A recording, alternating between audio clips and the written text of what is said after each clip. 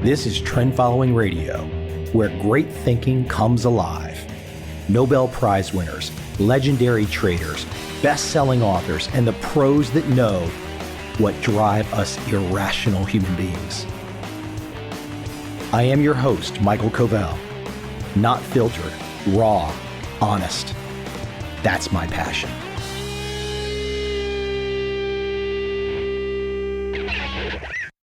My guest today is Justin Zorn. His new book, Golden: The Power of Silence in a World of Noise. What a great title. We all instinctively know where Justin is going to go with that title. And we all instinctively know that he's going to give us something that we need. Let me read a quote. This sums it up nicely. In a world where information overload has become the norm and indeed a badge of honor, Justin Zorn's Golden makes a radical claim. Unplugging and savoring silence is one of the best things we can do for ourselves and our world. Justin weaves a gorgeous thread from neuroscience to politics, from spirituality to business, showing us the way to peace and renewal. I'm grateful for this profound yet practical exploration of silence and how to find it. End quote. Even though I do this podcast, when I finish a podcast episode, when I finish an interview, I unplug. I tune out. I want the silence.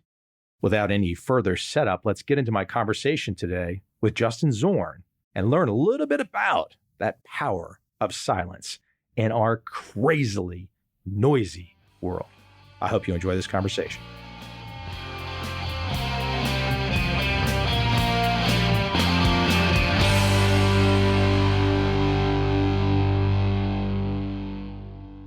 Justin, one of the things that I have found interesting in my life, and I think by any metric, I'm an introvert versus an extrovert. From my perspective, introversion is always, I can go out and give a speech and stand in front of 1,000 people, have all the energy in the world, but when it's over, I want silence. Whereas I believe most extroverted people, they can go give that speech in front of 1,000 people. Then afterwards, they want to go party with 1,000 people. Whereas I'm the opposite. And, I just mentioned to you that I'm in Southeast Asia. I'm in a Buddhist country. I find that this mindfulness, this silence, even though this place where I'm at is very loud, people do understand silence. What's your first take, though, when I bring up introversion and extroversion? How do you feel about that? In spite of the divide between introverts and extroverts, everyone is united in a need for silence at some level. Silence is something that can reset our nervous system. Silence is a source of new ideas. As you mentioned, an introvert is more likely to want to go sit in silence after giving that speech, and the extrovert is likely to want to go party with people. There is that element to it for sure. But silence is something that's essential for the nervous system, and I think essential for all people. Let's pick it up right where you just stated that, because I'm sure most people have not thought about the science of silence. We'll pick apart and go in other directions in this conversation, but let's stay on the science of silence. Maybe I'm going to let you lead me, but what it does for us, just on a casual, anecdotal basis. I mean, if your mind is restful, you're not anxious about anything, you fall asleep for a good 8 hours, and you have a nice REM sleep, and you wake up, everyone listening right now knows that's one of the best feelings ever. But if you can't find, if you're trying to go to sleep and, there's music playing and this and that, and people are screaming or whatever, you don't get a restful sleep. Why don't you speak to silence and the science of it? I'm just kind of throwing out some anecdotal perspectives from my side, but let's talk science. I totally know what you're talking about. That feeling like a different person after a good night's sleep. We have a chapter about the science of silence and the importance of silence for the nervous system and for our physical health and cognition. We look at the story of Florence Nightingale, how in the 1850s, she accepted an assignment in the Crimean War to basically reform this hospital where soldiers just left and right were dying of typhus and dysentery, and gangrenous wounds were going unattended. Amidst this just unbelievable squalor, Michael, she was so concerned about the noise. She cleaned things up in the hospital and really reformed things in a good way. You mean she was concerned about the noise and cleaned up the noise? She cleaned up the hospital overall. Amidst all this death and stench and filth, people would just constantly wonder, like, why is she so obsessed with this measly concern of noise? She said back during that time that unnecessary noise is the most cruel absence of care that could be inflicted on sick or well. She had this, seemed like an intuition about it. She would talk about how it wasn't just any kind of noise, but the noise that would create expectations in the mind. Like when someone was talking about your case in the hospital hallway just outside, that would leave a person thinking about whatever was going on with their case. Her whole intuition there turned out to be right in modern science, which is that noise equals stress in the nervous system. Auditory noise, but also what she was talking about, the noise that leaves an expectation in the mind. The internal noise, too, when we're perseverating on something, when we can't stop thinking about a subject. This is what modern sciences are showing, neuroscientists and physicians as well. Why do we want it, though? Why do we all turn on something? We turn on the whatever device to give us whatever sound. I mean, here we are, I'm just speaking generally here, but here we are trying to concentrate on something. Then we put in the background more noise, could be a TV show, music, etc. Why do we do that? It seems counterproductive. It seems counterproductive for sure, but it's the name of the game of human life. There was a study at the University of Virginia some years ago when researchers offered undergraduate students the opportunity to either they could pay some money or face an electric shock. Everyone said, almost every one of the participants said that they would rather pay money than be shocked. By the end of the experiment, the participants actually voluntarily shocked themselves rather than sitting in silence. That's how hardwired we are as human beings to avoid silence. Silence is the space where we have to face ourselves, where we have to face our fears, where we have to face our doubts. It's uncomfortable. Getting comfortable with silence, getting comfortable with facing ourselves is one of the healthiest, most helpful things we could do for our cognition, our emotional well-being, and for our creativity. I'll give you an intuitive one from my life that I never expected to stumble into. I'm not saying it's necessarily the best silence hack. I mean, there's a lot of advantages for me being able to speak the language, but here I am in a foreign country in Vietnam. I don't speak Vietnamese. Now, again, that's good and bad. The good part, which people might not see, is silence. Because if I go out and about, all I'm hearing are Vietnamese conversations. Okay, it's noise, but I'm not having to understand it. I'm not having to interpret it. And I'm not having to think about it. And it's an unusual, odd hack that I'm sure no one has told you yet, being in a place where you don't understand the language. I love that. One of the ways we talk about the meaning of silence is it's the space where no one's making claims on our consciousness. It's the space where we can have the space within ourselves to ask ourselves questions, to really look at things deeply. That is a really unusual, cool hack. I never thought about it that way. Yeah, I mean, identity, there's just stumbling into the living part of it. Well, since I am in a Buddhist country and I'm in a Buddhist part of the world, it's fair to say that perhaps the Buddhist perspective, not that other studies and religions don't have their advantages, but it's fair to say that Buddhism is the leader in perhaps understanding the benefits of silence. For sure, within every religion, there is this underlying thread of appreciation of silence. There's different elements, for example, of prayer. Aldous Huxley, who wrote Brave New World, wrote a book right at the end of World War II called The Perennial Philosophy, where he kind of looked at the mystical core of all the world's religions. In that book, he looks at how all the different religions of the world pray in one way or another. He described different modes of prayer. That there's the mode of prayer of asking for something for ourselves, the mode of prayer of asking for something for someone else, someone we love. There's a mode of prayer of praising the God that you worship. In every religion, as Aldous Huxley described it, there's a mode of prayer that's contemplation, that's simply opening oneself up to what might arise and paying attention. Huxley talks about how in all the world's religions, this is regarded in some way as a highest form of prayer. We won't solve what I'm about to say, and this is a little bit of a pushback. I grew up Catholic. I did 12 years of Catholic school. I don't remember anything that was truly about silence in the sense or the way that you might see practiced under Buddhism, meaning it's really at the ground level people seem to understand that.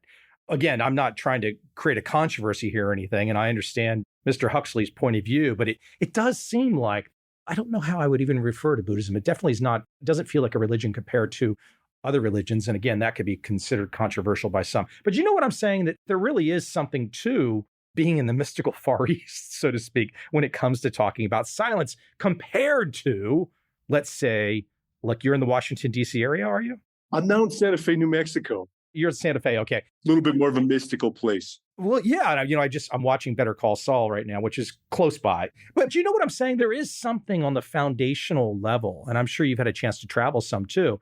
How do you start to take some of the wisdom that you might understand, the mindfulness wisdom? How do you start to take some of that from this part of the world and bring it to, for example, Americans? It's an important question, Michael. I spent some time teaching meditation on Capitol Hill when I was working there in economic policy and foreign policy. I got to tell you, it was a strange experience sitting in those rooms in the Rayburn House office building just off the Capitol, sitting with our legs crossed in suits with a bunch of policy staffers both sides of the aisle, being quiet together. It was like antithetical to everything we were trained to do. The whole point of being there was to dominate the conversation, to win the argument. Here we were with just the point of being quiet together. As I think about this question of how to bring that kind of mystical essence of being comfortable with being quiet to a place like Capitol Hill or to most business cultures, one of the key things I think is to just simplify. My co-author and I came across a book when we were writing this book called We've Had 100 Years of Psychotherapy and the World is Getting Worse. We've been thinking about something similar today. We've had 40 years of mindfulness and the world is more distracted than ever. That's not a criticism of mindfulness. Again, it's been a big part of my practice, something I brought to various workplaces. The challenge is so many people, Michael, look at mindfulness these days as it's gotten popular as like a cudgel from which to attack themselves. Like, oh my God, I'm not meditating enough. So rather than thinking about, in order to get to that essence that you're talking about, that kind of mystical essence of being able to be comfortable with silence, we don't necessarily need to become a Buddhist. We don't need to get a fancy cushion. We don't need to go to a bunch of retreats. Ultimately, it's just about noticing noise, paying attention to silence, savoring the silence, noticing it when it arises in your life, seeking it from time to time, appreciating it. I grew up in Washington, D.C., grew up in the area, have a decent amount of experience with what goes on in Capitol Hill. I have a hard time imagining that those folks that sat with you, a small percentage, took your lessons and lived with it. I mean, that place is about nonstop noise, nonstop conflict. I don't know that if I was living and working in that environment, it's possible to slow down and take the perspective of the guy from Santa Fe and calm the mind. I think it's a really difficult challenge to get people to see these benefits when we are at the constant drip, drip, drip of social media, responding, thinking that next piece of information will be this kick of whatever that makes us feel better, or we now understand something more, but it never ends. It never ends. I love how you put that one next piece of information will be the kick of something, because I know that feeling. It's like, maybe if I just check my email one more time, then the good news is going to be there that I've been waiting for. It's funny, what the good news of what? We don't even imagine what is the good news that we think we might even get. For sure.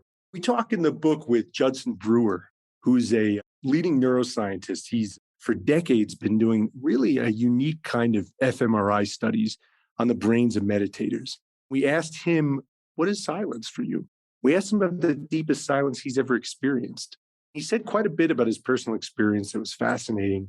And then he said, drawing on all of his experience of neuroscience research, he could say that the experience of noise is contraction, an experience of contraction in the mind and body. The experience of silence is an experience of expansion. That's the phenomenon that the people in his studies point to. When they're feeling silence on the inside, it's an expanded state. But what Dr. Brewer explained to us was that most of our society's reward mechanisms, most of the way as a culture, we're trained to see value and progress and success is around contraction. He said dopamine is fundamentally about contracted states of being.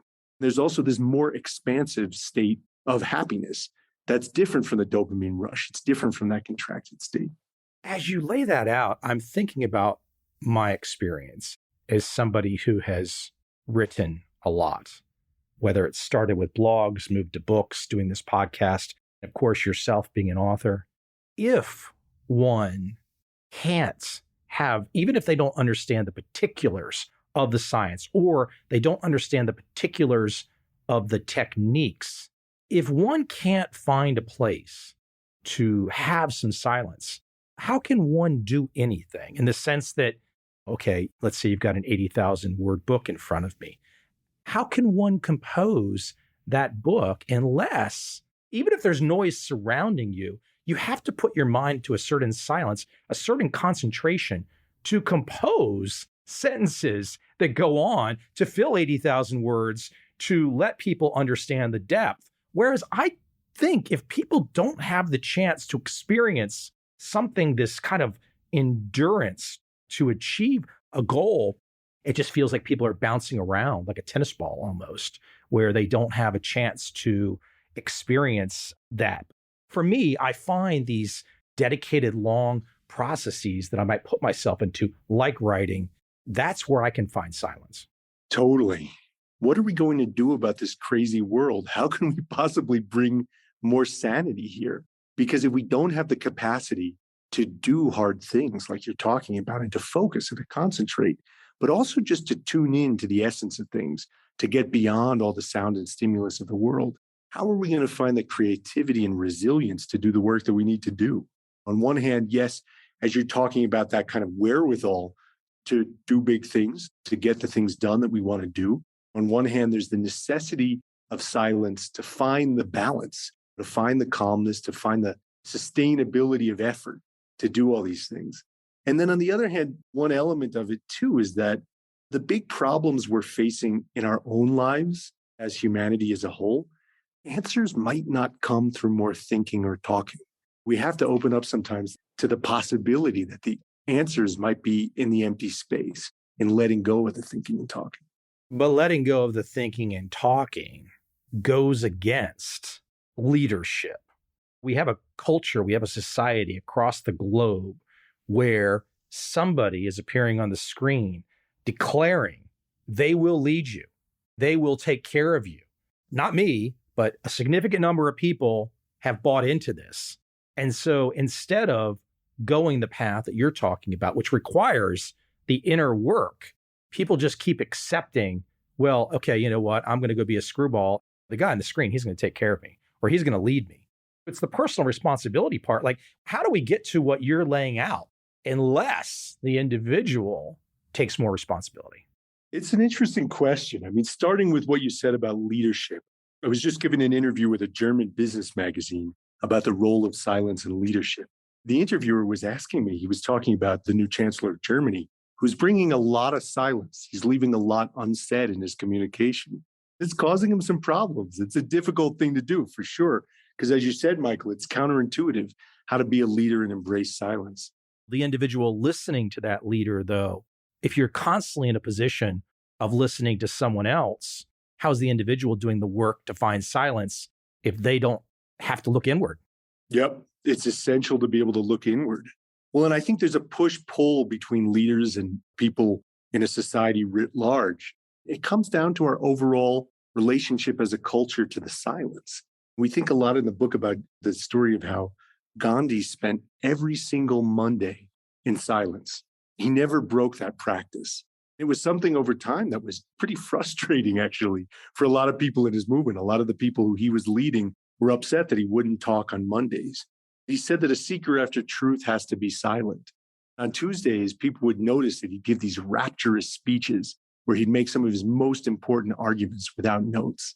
You know, and as the leader of this super intense struggle with millions and millions of people involved, he made this space for silence. I think it affected the culture of the people who were following him.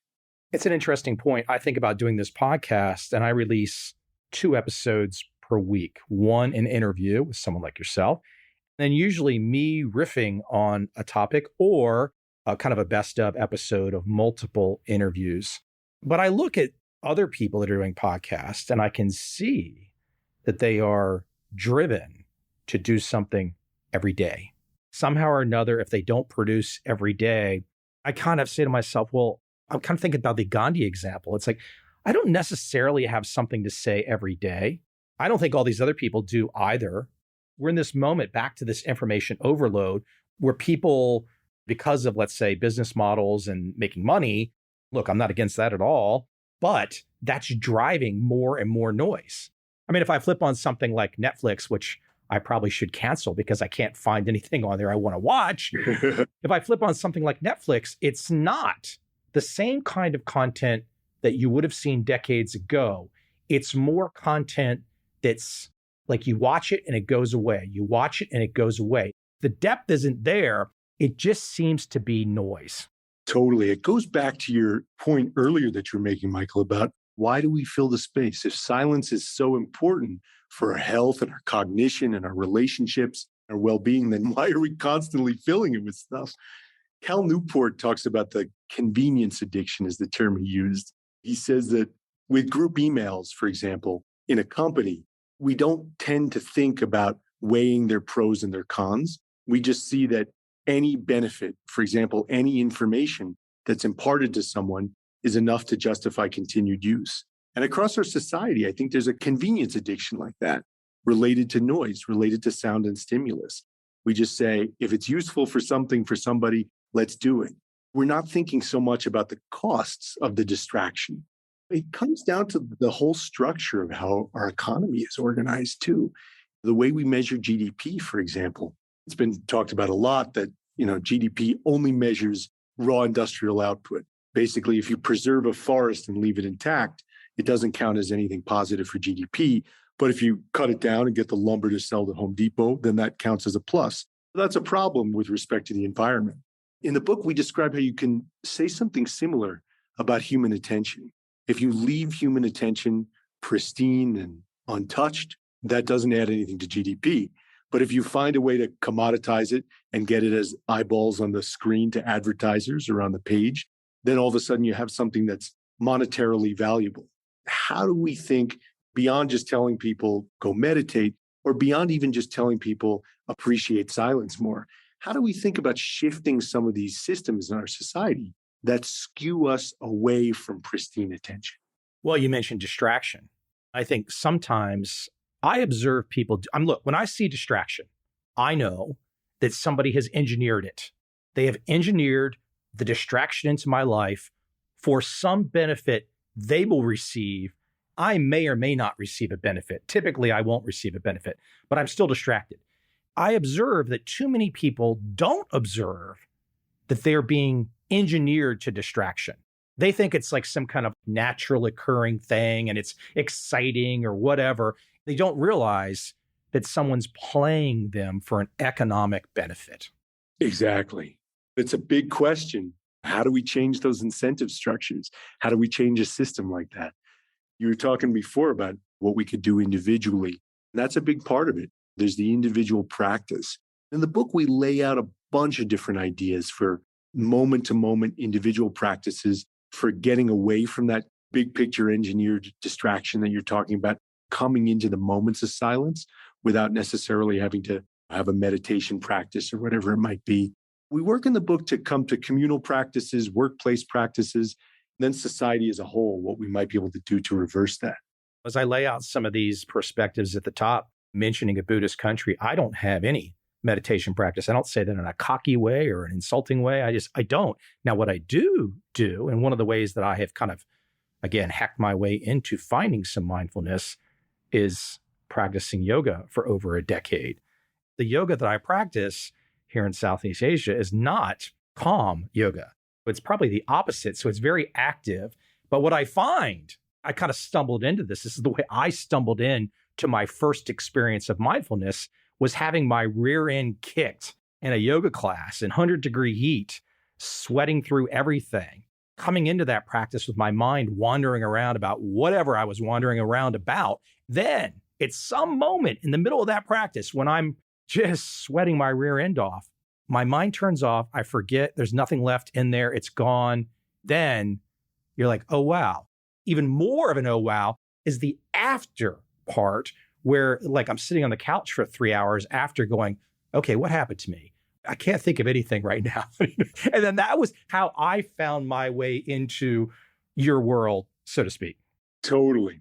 We were talking to Joshua Smythe, who's a professor of biobehavioral health and medicine at Penn State, who's run a ton of mindfulness studies, really studying what gets people to continue with mindfulness studies, why they often stop, going with the protocols. We were asking him for a definition of silence in the mind in particular. He stopped in exasperation after a little while of thinking through what all the literature had to say. He said, quiet is whatever someone thinks quiet is. At first, it sounded like a little bit of a cop-out. We're like, really? Then he explained to us that one of the people in one of his studies found the most internal quiet through chainsaw carving pieces of wood with a high-volume chainsaw. So it's idiosyncratic, Michael. Everyone finds silence in their own way. Well, that chainsaw carving, I can imagine that because that's very artistic. You're in that moment of design, that moment of creativity, and the noise in the chainsaw is inconsequential because you are so engrossed in the project, the design, the carving, the noise in the chainsaw. So what? Totally.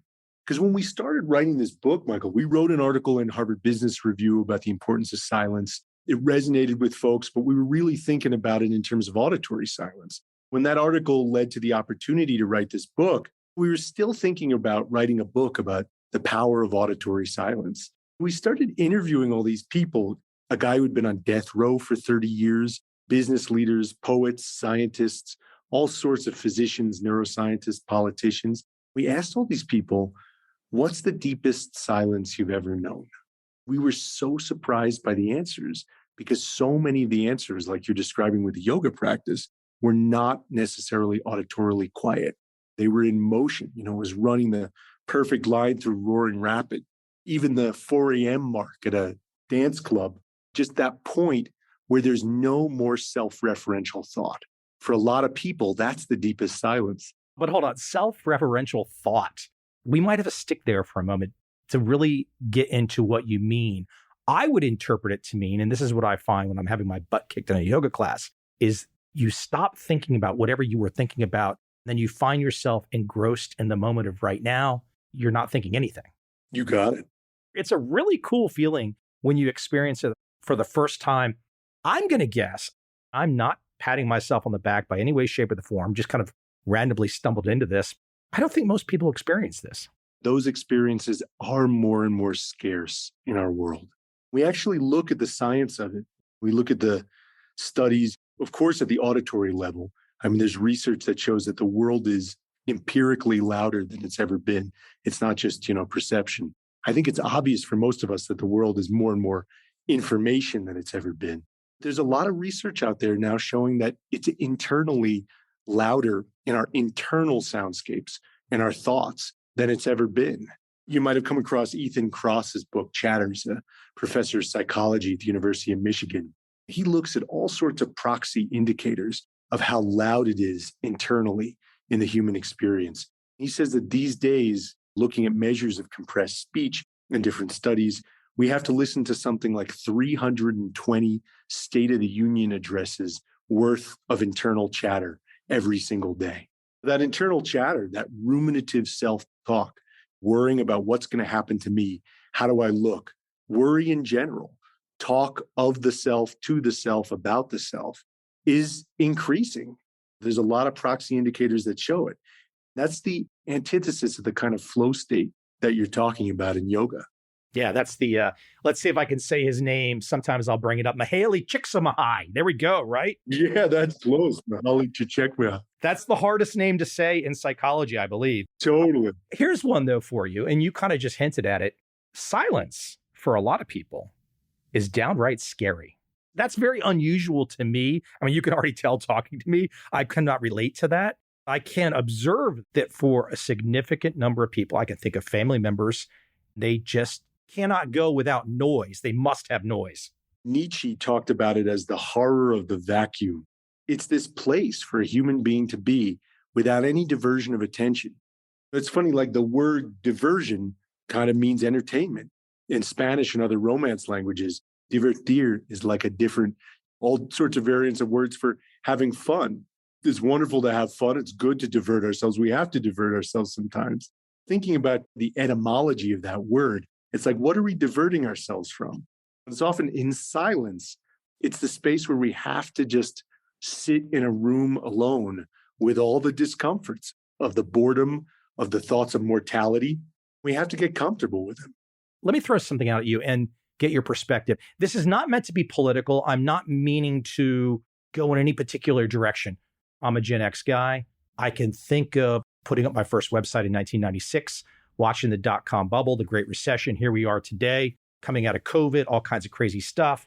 But I can think it's a fair assessment to say the moment in the modern, let's say, last 25 years, the moment where we kind of went overboard in terms of keeping people on the edge of their seat, so to speak. I don't think it's changed since then. What I think has happened since 9/11 is we've kind of, the media and then the powers that be, so to speak, the voices, the leadership voices, have attempted to keep everybody on the edge of their seat.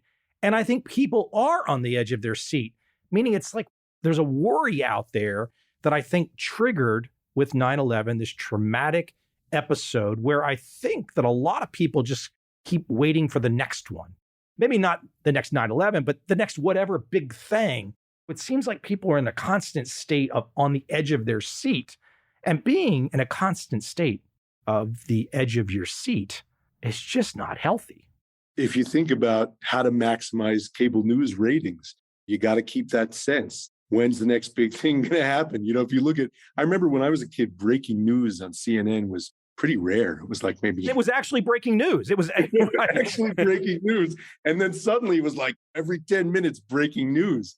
It makes sense. I mean, it comes back to what we were just talking about before about the structure of GDP, the structure of our economy. It doesn't contribute to production. It doesn't contribute to the numbers, which is to say the whole benchmarks for how we view progress as a society. If people are not in that state, if people are not constantly grasping for information, we can say what we want about all those dynamics. It is bad for human attention and it's bad for human health, like Florence Nightingale pointed out. Back to the deepest silence question. This is a really interesting question. I don't know that I've got an answer for it. I've been observing some videos on YouTube that make me want to experience something that I've seen. Several of these solo campers drift off to somewhere in the Nordic regions or Alaska. They take their cameras, they take their tent, they kind of show how they can go camp overnight or whatever in 9-foot snowdrifts. They're the only one there. It's just them and their camera and a fire. I keep imagining to myself, gosh, what does that feel like to not hear anything? Now, of course, what you and I are talking about, this silence doesn't necessarily correlate only with the auditory aspect, but the idea of going to find oneself somewhere in Alaska in a 9-foot snowdrift with your fire and yourself, I can't imagine what that feels like. So I bring it back to theorizing about the deepest silence, which again is beyond auditory alone. If we are talking on the auditory side, gosh, I can't imagine what it feels like to go on that kind of snowy experience that I described. We talk about what we call the healthy successor to the smoke break. People used to smoke and find a moment of silence. Now that people thankfully don't smoke so much, what replaces that in the everyday moments in between meetings and day to day and such? Does anything replace the smoke break? No, nothing really does. That's a really crazy, interesting point. Now, if you go to a place like Singapore, you will see, compared to even a place like Vietnam, you go to Singapore, there's people outside their office buildings smoking like chimneys left and right. And hey, my Singaporean friends out there, I'm right about that. Some places around the world still have their smoke breaks, but it's a really interesting point that nothing's replaced it. Nothing's replaced it. If you look, there's actually some research that came out about how in call centers in Scotland, actually, in particular, is where they did the research. People smoke just so they could get breaks. That's actually a thing, which is crazy if you think about it. People inhaling carcinogenic chemicals just because it's the only way to get a break. Some time to stand out in the sun and feel the breeze. That is a really fascinating idea that I just never would have pondered unless we had this conversation, that smoke breaks were actually healthy on one level and unhealthy clearly on another level. We look at a bunch of different ideas in the book about how to replace that smoke break. what we could do in between meetings, taking moments of silence that just arise in our life, like being stuck in line at the post office, and seizing that as a moment to really connect with some silence. We look at how to bring silence into brainstorming, meeting processes, just these kind of little everyday things. But what you were saying about that Nordic snow, that super deep, profound silence in the extreme backpackers reminded me of the counterpoint to that, where we talk about the successor to the smoke break, is how we find what we call rapturous silence. How do we go on that Nordic expedition, or how do we take that once every decade vacation where we go someplace that's truly pristinely quiet? We talk about this silence as not just a kind of silence that we can enjoy in the moment, but the silence that can change us, that can shift our thinking, even shift our nervous systems. I should say that lines at the post office, I don't think I will ever find any kind of mindfulness there, because I'm essentially watching people that should not be in a line to the post office.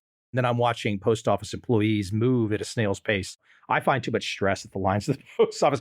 Fair enough. Post office was a bad example, but you get the idea. Yeah. I tell you what, though, I do love the idea of, and I don't know, I mean, look, we can all do anything if we want to do it, but the Gandhi idea is fascinating, picking a day.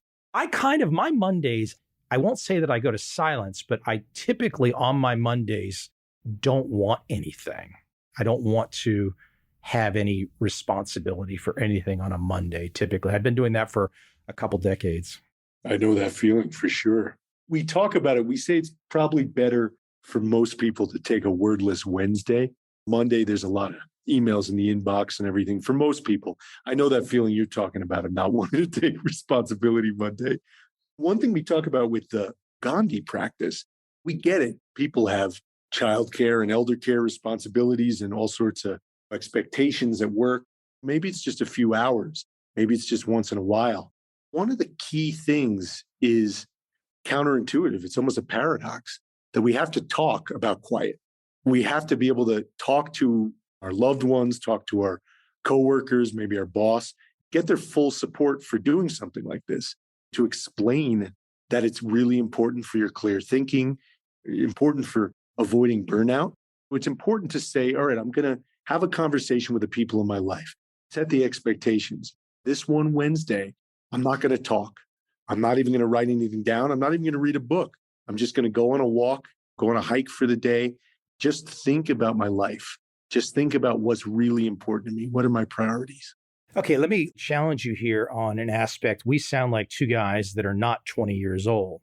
I know a lot of young people where they monetize their life through playing video games, or they have TikTok channels. They know what's going on in their YouTube in terms of how that's monetizing, et cetera, et cetera. This is a really interesting aspect of this, where it's got to be harder and harder for the younger generations, which have had a phone in their hands since the day they were born. They've had the internet the whole time. I've only had the internet for half of my life. It's a really tricky conundrum to where, can a younger generation even allow themselves to be in a situation where they can even appreciate for one moment? Now, of course, some will. If we're talking the bell curve, I don't think the bell curve is going to look the same for whatever they're calling the youngest generation right now compared to, like, let's say my generation, the Gen X. It's not going to look the same in their ability, I think, to even ponder the idea that mindfulness could be a benefit, because every aspect of their life is counter to that. Yeah, we talked to a 16-year-old in the book who spent the whole COVID period of life playing video games, caught up in the internal noise of just, oh my God, what's going to happen to me? Is this pandemic ever going to end? We talked to him about going on the first 2 weeks of a 6-week backpacking trip through the Wind Rivers in Wyoming. He noticed a sunset, and he noticed that his whole quality of his mind had changed. It was like his mind was unrecognizable from before. It's like what Dr. Judson Brewer was talking about contraction versus expansion, where we get to the place where we actually mistake stress for aliveness. Relates to that whole approach of GDP too, where we're thinking about the constant production, the maximum possible production of mental stuff as progress. When we get into deep immersive silence, It's not just that the nervous system calms down. It's not just that we get beyond the stress mentally and physiologically.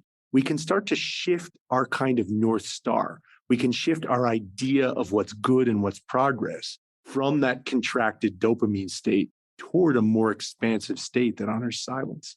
You give me the 16-year-old example, though, but I'm not sure it counters. He might be the outlier. I'm not sure it counters my point, though, which is I think for different generations, this discussion of silence is going to require perhaps a lot more heavy lifting depending on which generation it is. I could be completely off there. The generations today are very different in how they understand the world and how they go about it.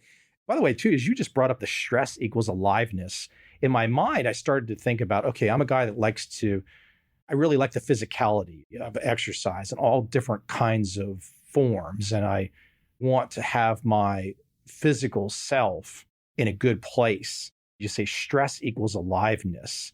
I don't think enough people consider that if they are feeling this stress and they're in this constant stress mode, they're all geared up with noise pollution, so to speak. Another hack that people, if they're being honest about it with themselves, a hack to this, at least understanding that maybe you need something different, that all the noise is not doing it for you, is to look in the mirror, because the physical aspect of our human bodies is going to show up if the stress is overwhelming. I mean, we're not going to look good. If we got so much stress rolling around us and we look in the mirror is going to tell us something. That's interesting. I hadn't thought about it that way.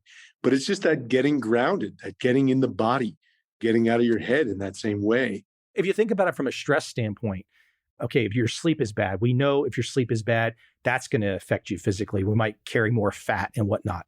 It just seems like there's a mind-body connection here that perhaps we don't think about. Because, I mean, look, we're in a world these days where sometimes people talk, and gosh, these days you say anything, you might get hit over the head with a hammer, but somebody might be, bless them, they might be morbidly obese. And then the magazine cover says body positivity. How does that connect with mindfulness? I mean, it's all connected. There's a mind-body connection here that is too often ignored. We write in the book about this Buddhist teacher named Ruth Denison, who came on the scene about 50, 60 years ago. She was one of the first women to study Vipassana. Back in the day when she was studying with a bunch of these old Buddhist masters, it was the kind of meditation practice where nobody moved. Nobody had to move. There was no walking meditation. You just sat in a chair for hours. Then when she started teaching students in the West, she would bring them to go do synchronized swimming and lead them in dancing and formation. She'd tell people to get on the ground on the floor and wiggle around like worms. She was kind of this iconoclastic teacher. But it came back to what you were talking about before, about your yoga practice. There has to be some element of physicality often to be in the body. If you let your mind wander, you get your butt kicked. Getting into that space where, again, none of that ruminative chatter can penetrate. None of it can get in. It's an interesting point if we're comparing, let's say, for example, Asia to America. Maybe as countries come online with more and more wealth, their eating habits will go south. Generally, if you're looking around a place like Asia, the mindfulness or the meditation retreats might be very much like what you described, perhaps a lot of sitting or whatnot, maybe not necessarily some of them all being physical. That'd be very different than the States, because I think people in this part of the world have not yet crossed the threshold to where they've let their bodies kind of go off on bad habits. Maybe they will at some stage of the game. That'd be unfortunate. This is such an interesting connection, the two elements. I think it's your example of the lady going ahead and adding the physicality, because ultimately that physicality, again, it turns your mind off. How did you first decide you were going down this path? Was there a first trigger for you in your life beyond the book right now? What was the trigger in your life that said, I want to go down this path, or this is calling me to research this, or what was it for you? For me, it was a despondent feeling about the state of the world. When did you have that feeling first? It was a few years ago, 2016, 2017. I had just left Capitol Hill. My wife and I left DC for Santa Fe to start a family and get out of the crazy lifestyle and just all the noise of Capitol Hill. Because when I was there, Michael, it was like, here we were with so many people entrusting us as policymakers on the Hill to try to figure out policy solutions that would solve issues like economic stagnation and inequality and climate pollution and polarization, all of this going on. And here we were, it was just so noisy. It was too noisy to think.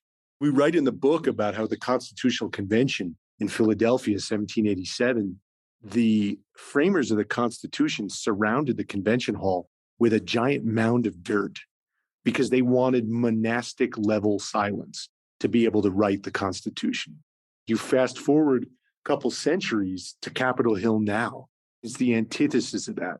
Depending on the partisan affiliation of the office, you got Fox News or MSNBC playing, you got lobbyists glad handling, you got constant receptions happening and alarm bells for when to vote, not to mention the constant emails and contact. There's just no space for deep thinking. For me, thinking just a feeling of despondence about how are we going to solve all the challenges we're facing in the world right now. It was this feeling, Michael, like the first step, the prerequisite is getting beyond the noise, tuning into silence.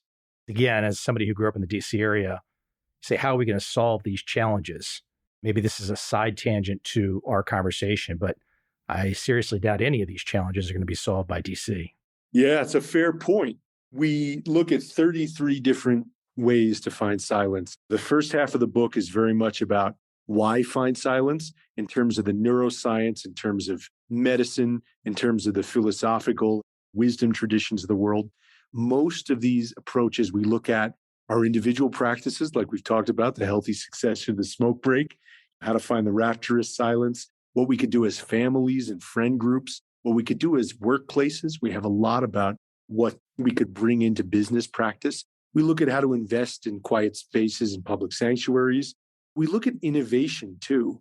The idea that people often think the Amish are totally anti-technology. Actually, they just subject their innovations to a really rigorous cost-benefit analysis. If an Amish person wants to introduce a new technology that they think would be labor-saving or more efficient, bring something good to the community, they'll bring it forth. The elders in the community will study its impact on the culture. Does it make people antisocial? Does it make people not appreciate hard work, for example? They have a different value set than most of society now. What if you had an Amish-style cost-benefit analysis to the Facebook like button? Before allowing a technology like that to move forward, there would be at least a little bit of study of what the consequences on dopamine-based addictions in society would be. There'd be a little bit more due diligence before it just moves forward. Now, I'm not saying we're all for super stringent regulation on everything, but these are just questions we should examine. When technologies are totally changing the fabric of our society, doesn't it merit a little bit closer, detailed consideration to costs and benefits? I'll put a pin in it here as I observe you, somebody coming from the DC scene, so to speak, then getting up and leaving. The getting up and leaving part is your action. That's what matters. You decided, I'm out. Period. You did. And you said it with your actions. You've written the book that goes that direction. Even if you have that noble intent to think about how the leadership part of DC, the place that you left, can be fixed, I think you're actually with me in the sense that it can't be. Like you're saying philosophically, I want it to be fixed. I can imagine ways for it to be fixed, but you left. That's your action. That's your belief. I left. That's my action. That's my belief. Our debate becomes, can it be fixed? Maybe I'm just farther away from it than you are. Maybe at some point in time, we'll both. Yes, Saigon's far. Yeah, we'll both share a beer somewhere or whatever, a soft drink or whatever, and say that maybe it will never find resolution. And maybe the real sense, since we don't have life extension yet, is for the individual to find some way to navigate their life. I think you see where I'm driving at. Now, that jumping off point right there, you and I could have that debate for the next 2 or 3 hours, which we won't right now. I totally get it. For me, the question is just, what's the alternative? Because we've got to bring a little bit more presence, a little bit more silence into these spaces. The chapter on DC solutions we call Ma Goes to Washington. Ma is an ancient Japanese aesthetic principle of honoring the spaces in between, honoring the pure potentiality that's in the empty note in music, the silence between notes in music, or the empty space in a painting. how do we bring a little bit more Ma to Washington? Maybe Ma should never go to Washington. Ma should just leave Washington. I hear you. Well, cool stuff, Justin. I appreciate you coming on today. The book, everybody should check this out. The book, Golden, The Power of Silence in a World of Noise. People will instantly relate to that title. Hey, is there a place where we can send people? They can buy the book, Amazon, all that kind of fun stuff. Is there a website you would like to direct people to? Sure. You could learn a little bit more about the work. My website is justinzorn.com, justinzorn.com. Michael, really nice to share this conversation with you. We got into some good themes here. I appreciate you coming on. Thank you.